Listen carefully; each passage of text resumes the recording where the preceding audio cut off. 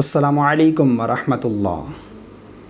علیشہ خان یہ بہن سوال کرتی ہیں، عورتیں کتنے بڑے ناخن کر سکتی ہیں؟ 40 دن سے اوپر ہوں تو نماز نہیں ہوگی کیا؟ اسلام میں کیا حکم ہے؟ رہنمائی فرمائیں۔ بہن نے ایک بہت اچھا سوال پوچھا ہے۔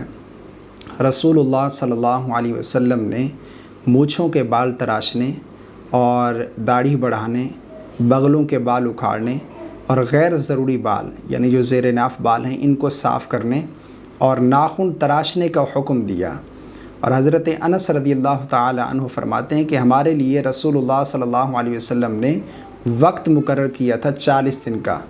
40 دن کے اندر اندر غیر ضروری بالوں کو صاف کر لیں اور ناخن وغیرہ بھی تراش لیں۔ اب اس میں مرد اور عورت کے لیے تخصیص نہیں ہے، یہ نہیں ہے کہ عورتوں کے لیے الگ حکم ہے مردوں کے لیے الگ ہے، بلکہ نہیں، غیر ضروری بال صاف کرنے اور ناخن وغیرہ تراشنے کے لیے عورت کے لیے اور مرد کے لیے ایک ہی حکم ہے کہ 40 دن کے اندر اندر غیر ضروری بالوں کو بھی صاف کر لیں اور ناخن وغیرہ بھی تراش لیں۔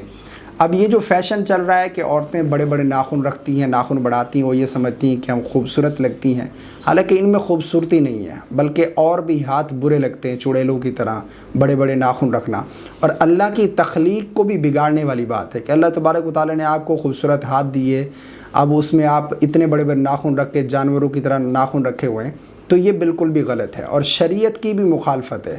ہمیں یہ دیکھنا چاہیے کہ رسول اللہ صلی اللہ علیہ وسلم کا کیا حکم ہے۔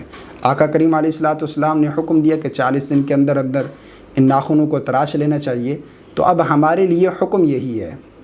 اب اگر کوئی عورت ناخن بڑھاتی ہے، سوال یہ ہے کہ اگر کسی کے ناخن بڑھے ہوئے ہیں تو نماز ہوگی یا نہیں؟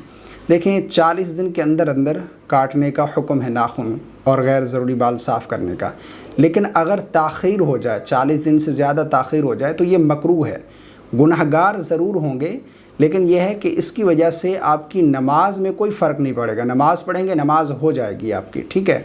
لیکن البتہ جو بڑے ناخن ہیں ان کے اوپر بعض خواتین پھر نیل پالش وغیرہ بھی لگاتی ہیں، یا نیل پالش نہ بھی لگائیں، ویسے بھی اگر ناخن بڑے ہوئے ہیں تو ان کے اندر پانی نہ پہنچنے کا امکان ہے، یعنی غسل فرض ہو گیا تو پانی صحیح سے نہیں پہنچ پائے گا، جس کی وجہ سے غسل نہیں ہوگا، یا وضو کر رہے ہیں تو وضو کے دوران بھی پانی جو ہے ناخنوں کے اندر نہیں پہنچنے کا امکان ہے بہت زیادہ۔ تو اگر غسل اور وضو آپ کا درست نہیں ہے پھر تو آپ کی نماز نہیں ہوگی، لیکن اگر آپ نے غسل اور وضو درست کر لیا، آپ کا غسل اور وضو درست ہے، تو پھر اگر نماز پڑھیں گے تو نماز آپ کی ہو جائے گی۔ یہ نہیں کہ ناخن بڑھ گئے ہیں تو اب نماز نہیں ہوگی، نماز نہیں پڑھ سکتے، ایسا بالکل نہیں ہے۔ خلاصہ کلام یہ ہے کہ ناخن بڑھانا اسلام میں جائز نہیں ہے، 40 دن کے اندر اندر ان ناخنوں کو تراش لینا چاہیے۔ لیکن اگر کسی کے ناخن بڑھ گئے ہیں تو پھر وہ نماز پڑھتا تو نماز اس کی ہو جائے گی اگر آپ کا غسل اور وضو درست ہوگا۔ امید کرتا ہوں میری باتیں آپ کو سمجھ آ گئی ہوں گی۔ اللہ تعالی ہم سب کو سمجھ کی توفیق عطا فرمائے، آمین۔